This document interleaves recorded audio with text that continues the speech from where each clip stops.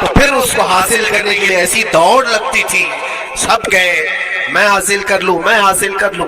اب اس یہودی کو منانا تھا کہ تو ایک درخت جو ہے اپنے پڑوسی کو بیچ دے، آنگن میں اس کے ہے، بیچ دے۔ اب اس کو لگا کہ ان لوگوں کی ضرورت ہے، مجبوری ہے، تو وہ بھی اکڑ کر بیٹھا کہ مجھے بیچنا نہیں، مجھے دینا نہیں۔ اب سنیے میرے عزیزوں، مدینے میں ایک صحابی ہے ابو دحداح، اللہ اکبر، کبھی میں پڑھتا ہوں تو حیرت ہوتی۔ ابو دحداح مدینے کے اس صحابی کا نام ہے جن کا باغیچہ پورے مدینے میں سب سے مشہور ہے، ان کی کھجوریں سب سے مہنگی کھجوریں، اوالی مدینہ آج بھی مشہور ہے، جہاں کی اجوا کھجوریں بہت پسند کی جاتی ہیں۔ ابو دحداح کا باغیچہ بنا ہوا تھا، بڑا خوبصورت تھا، لوگ مثال دیتے تھے، تعریفیں کیا کرتے تھے، ابو دحداح کا باغیچہ مدینے میں سب سے قیمتی باغیچہ ہے۔ ابو دحداح حضور کی بارگاہ میں آتے ہیں، کہتے ہیں یا رسول اللہ صلی اللہ علیہ وسلم، اگر میں اس ایک درخت کو خرید کر کے وقف کر دوں تو کیا میرے آقا مجھے بھی ملے گا جنت میں؟ اللہ کے نبی نے فرمایا جو میں نے وعدہ کیا ہے وہ تجھے بھی عطا کیا جائے گا۔ ابو دحداح کہتے ہیں اس یہودی کے پاس سیدھے آتے ہیں، کہا کہ تو ایک درخت بیچ دے گا، بدلے میں تجھے بہت اچھی قیمت دیتا ہوں۔ اس نے کہا کیا دو گے؟ کہا مدینے میں ابو دحداح کا باغیچہ تمہیں پتا ہے؟ اس نے کہا ہاں جانتا ہوں، نام بہت سنا ہوا ہے۔ کہا وہ پورا باغیچہ اس ایک درخت کے بدلے دے دیا جائے گا، ایک درخت کے بدلے دے دیا جائے گا۔ اس یہودی نے کہا کیا مذاق کر رہے ہو؟ یہ کیا مذاق ہے؟ میرے آنگن میں اگے ہوئے ایک درخت کی وجہ سے ابو دحداح کا اتنا قیمتی باغیچہ دے دیا جائے گا، یہ کیسے پاسبل ہے؟ اس صحابی نے کہا اللہ کے نبی کی بات ہے، ہم مذاق نہیں کرتے، ہمارے لیے وہ ایک باغیچہ کیا ایسے 70 باغیچے ہوں، نبی پاک کی بات پر ہم سب عطا کر دیں، سب ہم وقف کر دیں۔ اس یہودی نے کہا کہ ان کی تو مت ماری گئی ہے مسلمانوں کی، یہ دیکھو اپنے نبی کی بات پر اتنا قیمتی باغیچہ مجھے دینے کو تیار ہے۔ اور پھر اس نے سوچا سودا بھی تو اچھا ہی ہے، باغیچہ تو ملے گا ہی، لیکن جو میں درخت بیچ رہا ہوں یہ جائے گا کہاں؟ یہ بھی تو میرے آنگن میں ہی رہنے والا ہے۔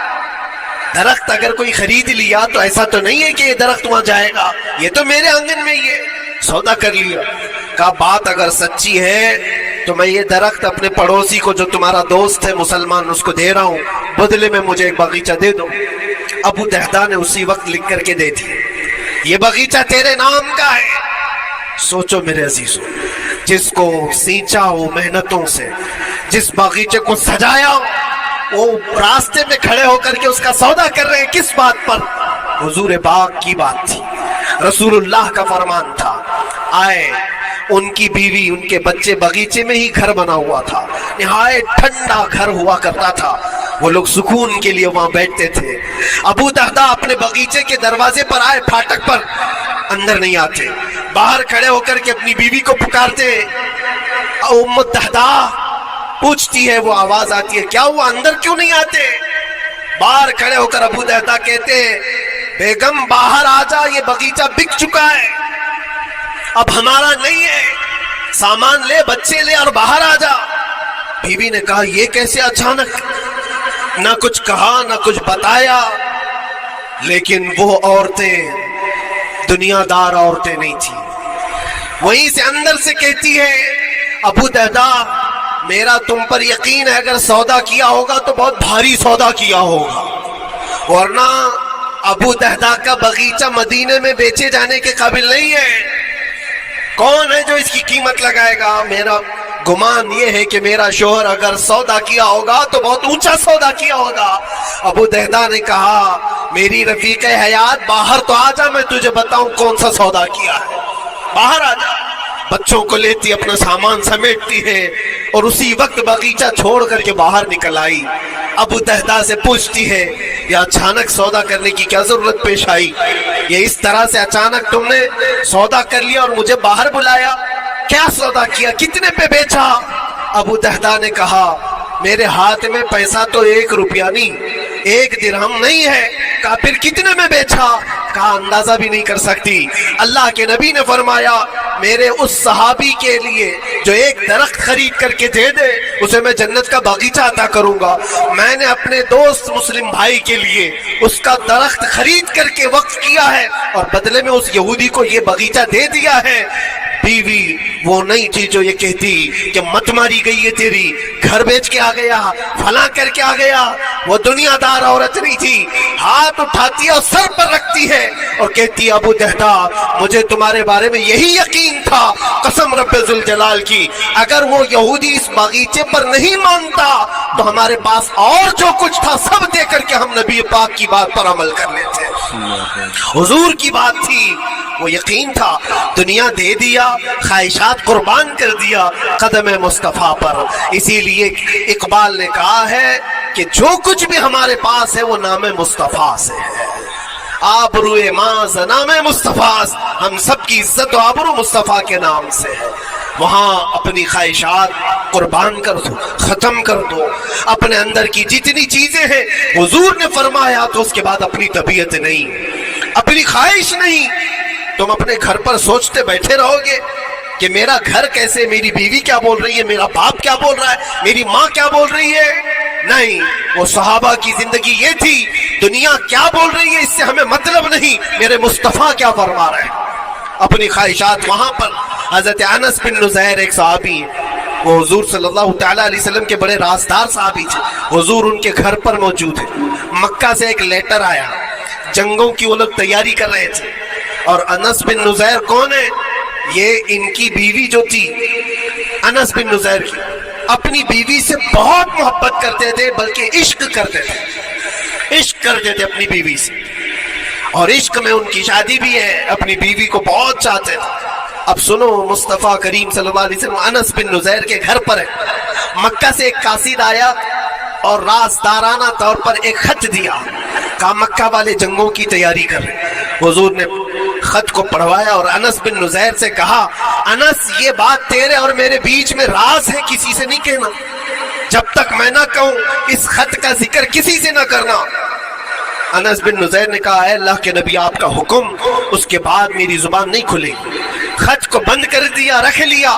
حضور جب تشریف لے گئے گھر سے، ان کی بیوی، ان کی محبوبہ، ان کی رفیق حیات جس کو بہت زیادہ چاہتے تھے آئی، کہا انس رسول اللہ گھر پر آئے تھے، کچھ راز کی بات چل رہی تھی، کیا بات چل رہی تھی؟ انس بن نزیر نے کہا دیکھ میری بیگم، محبت اپنی جگہ پر، وہ میرے مصطفیٰ کا راز، وہ میں نہیں شیئر کر سکتا، وہ نہیں بتا سکتا۔ بیوی ہنس کر کہتی تم نہیں بتاؤ تو کوئی بات نہیں، میں نے تو دیوار کے پیچھے سے سن لیا ہے، مکہ والے جنگوں کی تیاری کر رہے ہیں، خط آ گیا ہے۔ انس بن نزیر نے اپنی بیوی سے اتنی بات سنی، سیدھے جا کر کے گلا پکڑ لیا، گردن کو دبوچ دیا اور کہا اس وقت تک میں تیری گردن نہیں چھوڑوں گا جب تک میرے مصطفیٰ کا فرمان نہ آ جائے۔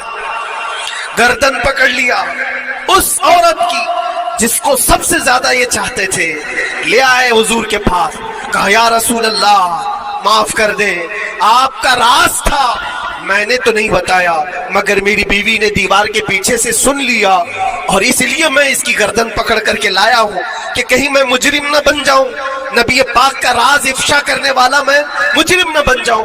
آقا اگر آپ حکم فرمائیں تو میں اس کو ختم کر دوں یا اس کو طلاق دے کر کے آزاد کر دوں، آپ کے فرمان پر میں کامل عمل کر سکوں۔ اللہ کے نبی نے فرمایا انس چھوڑ دے گردن، جس طرح تو ہمارے راز کی حفاظت کرتا ہے، یہ میری صحابیہ ہے، یہ بھی میرے راز کی حفاظت کرے گی۔ اس کے بعد ہاتھ چھوڑ دیا اور اپنی بیوی سے کہا کہ دیکھ میری محبت، میرا عشق اپنی جگہ پر، بات جب مصطفیٰ کی آئے گی پوری کائنات کو میں چھوڑ دوں گا، میرے مصطفیٰ کی بات کو عمل کروں گا۔ اور اس بیوی نے بھی یہی کہا انس اگر تو مجھے راز بتا دیتا حضور کا، عشق میں ڈوب کر کے، محبت میں ڈوب کر کے، تو جو گلا تو نے میرا پکڑا کل میں تیرا گلا پکڑ کر حضور کے پاس لاتی کہ حضور یہ آپ کی غلامی کے قابل نہیں ہے۔ یہ ان کا کمال درجے کا ایمان تھا، اپنی خواہشات کو قربان کر دیا۔ ایک مدینے کی خاتون ایسی ہے، سب سے زیادہ حسین و جمیل لڑکی ہے، حضور کے پاس ایک حبشی کالے رنگ کے صحابی ہیں، آئے کہا یا رسول اللہ مجھ سے کوئی شادی نہیں کرتا. حضور نے فرمایا کہ جا میں تیری شادی کے لیے ایک جگہ پر پیغام بھیجتا ہوں. اور بھیجا اس لڑکی کے گھر. انصاری صحابی کی ایک لڑکی اتنی خوبصورت ہے مدینے میں, ان کے گھر بھیجا. یہ تو حبشی قسم کے تھے. یہ ایک پیغام لے کر کے جب آئے, ماں باپ باہر بیٹھے ہوئے, لڑکی اندر ہے. ماں باپ نے دیکھا کیوں آئے ہو؟ کہا میں پیغام لے کر آئے. کس چیز کا؟ آپ کی بیٹی سے نکاح کا. کس نے بھیجا؟ کہا اللہ کے رسول نے. ماں اور باپ ہیں, شکل و صورت دیکھی اور ان کی حسینہ بیٹی.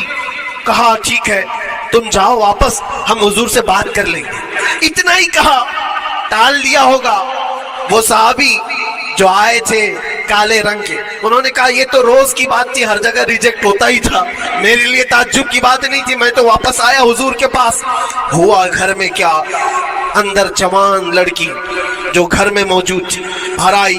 کہا ماں باپ سے پوچھتی ہے کہ ماں کون آیا تھا؟ کہا ایک نوجوان نکاح کا پیغام لے کر.